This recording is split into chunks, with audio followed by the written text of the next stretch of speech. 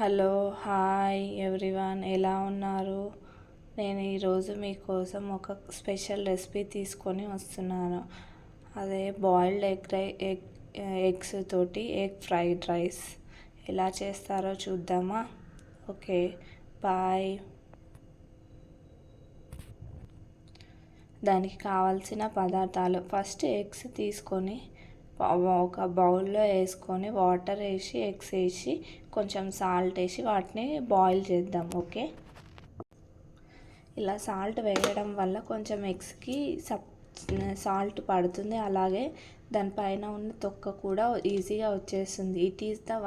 ఇది ఒక టిప్ అండి, మీకు కూడా ఇష్టమైతే యూస్ చేసుకోండి. మళ్ళీ ఇక్కడ మనం కట్ చేసుకోవడానికి ఒక ఉల్లిపాయలు, ఎల్లిపాయ, పచ్చిమిర్చి, కొత్తిమీర, పుదీనా పెట్టేసుకున్నాం. వీటిని కట్ చేసుకుందాం. అంతలోపు ఇలా తురుముకున్న తర్వాత మనం ఒక కడాయి పెట్టుకొని అందులో ఆయిల్ వేసుకుందాం. ఆయిల్ వేసుకున్న తర్వాత మనం 1 టీ స్పూన్ ఆవాలు, 1 టీ స్పూన్ జీలకర్ర వేసుకుందాం. నా స్పూన్ చాలా చిన్నగా ఉంది కాబట్టి నేను ఒక 2 టీ స్పూన్స్ వేసుకున్నా. తర్వాత మనం తరిగిన పచ్చిమిర్చి వేసేసుకుందాం. చూడండి, మిరపకాయలు ఎట్లా చిట్టమట్టలాడుతుంది. తర్వాత తరిగిన దంచేసిన ఎల్లిపాయలు వేసుకున్నాం. నేను ఎల్లిపాయలు ఎక్కువగా యూజ్ చేస్తాను, ఎందుకంటే ఇప్పుడు చలికాలం కదండి, పిల్లలకి దగ్గులు జలుబులు ఉంటాయి. మా ఇంట్లో చిన్నపిల్లలు ఉన్నారు, వాళ్ళకి ఇట్లా ఎల్లిపాయలు వేయడం వల్ల దగ్గు జలుబు రాకుండా కొంచెం ఇమ్యూనిటీ పెంచుతారని ఎల్లిపాయలు ఎక్కువగా యూజ్ చేస్తున్నాను. తర్వాత ఒక చిటికెడు పసుపు వేసుకుందాం.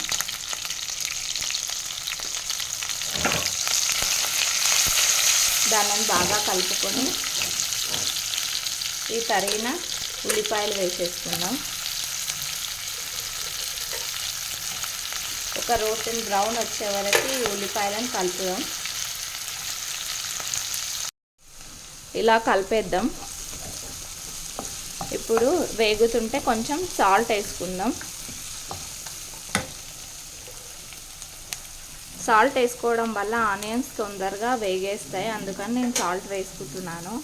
ఆనియన్స్కి కూడా సాల్ట్ పడుతుంది కదా, కొంచెం టేస్ట్ వస్తుంది. ఇట్లా కలిపేద్దాం. మా పిల్లలైతే ఈ స్మాష్డ్ ఎగ్ ఫ్రై మాత్రం చాలా సూపర్గా తింటారండి. మీరు కూడా మీ పిల్లల కోసం తప్పకుండా ట్రై చేయండి ఒకసారి. చాలా టేస్టీగా కూడా ఉంటుంది. ఎగ్స్ని బాయిల్ చేసుకొని పొట్టు తీసుకున్న తర్వాత ఇలా వస్తుంది. తర్వాత మనం వీటిని కట్ చేసుకొని ఒక స్మాషర్ తీసుకొని స్మాష్ చేసుకొని ఇందులో వేసేసుకుందాం. ఇందులో ఫస్ట్ కొంచెం కారం వేసుకుందాం. ఇప్పుడు ఆల్మోస్ట్ ఆనియన్స్ రోటెన్ బ్రౌన్ వచ్చేసాయి. మా కారం చాలా కారంగా ఉంటుందండి, అందుకని నేను ఒక 1.5 స్పూన్ కారం వేస్తున్నాను. పచ్చిమిర్చి కూడా ఒక 5 to 6 వేసాను కదా, సరిపోతుంది. మా ఇంట్లో మేము కారం చాలా తక్కువగా తింటాం కాబట్టి స్పైసీగా కావాలనుకున్న వాళ్ళు స్పైసీగా కూడా చేసుకోవచ్చు. కలిపేద్దాం. ఇప్పుడు ఒక్క 1 మినిట్ దీన్ని మగ్గిన తర్వాత కట్ చేసుకున్న ఆ ఎగ్స్ని తీసుకొచ్చి ఇందులో వేసేసి స్మాష్ చేద్దాం. అప్పుడు రుచికరమైన బాయిల్డ్ ఎగ్ రెసిపీ రెడీ అవుతుంది. ఇలా అయిన తర్వాత ఈ ఎగ్స్ని ఇందులో వేసేసుకుందాం.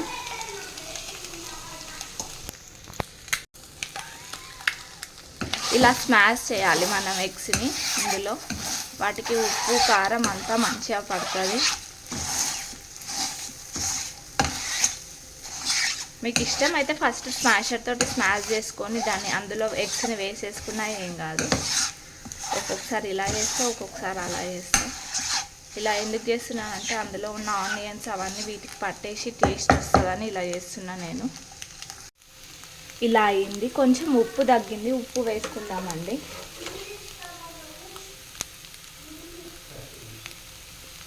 అలాగే కొంచెం గరం మసాలా, కొంచెం ధనియం పొడి వేసుకుందాం.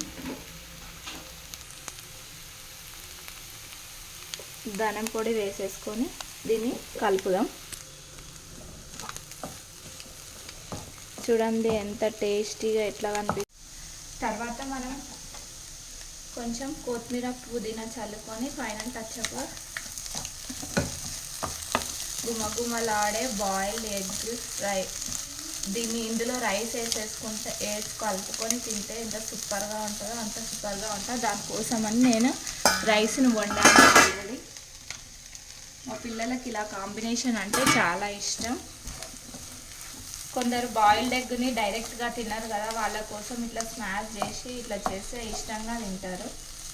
Bye bye.